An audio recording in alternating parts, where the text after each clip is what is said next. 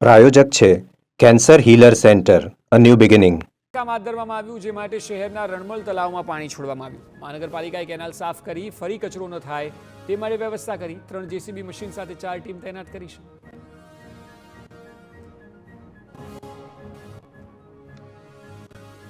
CM Bhupendra Patel મધ્યપ્રદેશની મુલાકાતે છે. CM Mohan યાદવે મુખ્યપ્રધાન ભૂપેન્દ્ર પટેલનું સ્વાગત કર્યું. ભોપાલમાં આયોજિત સદાકાળ ગુજરાતી કાર્યક્રમમાં હાજરી આપી. ગૃહ રાજ્યપ્રધાન હર્ષ સંઘવી પણ ત્યાં ઉપસ્થિત રહ્યા હતા. મધ્યપ્રદેશના રાજ્યપાલ મંગુભાઈ પટેલ સાથે પણ મુલાકાત કરી.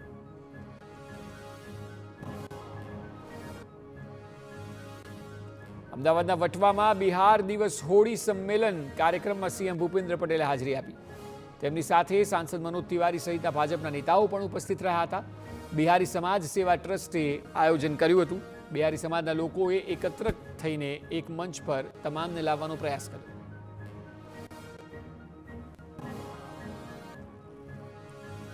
ગાંધીનગરમાં વિધાનસભામાં બજેટ સત્રની કામગીરી પૂર્ણ થઈ. ગૃહની કામગીરી પર વિધાનસભા અધ્યક્ષની TV9 સાથે ખાસ વાતચીત.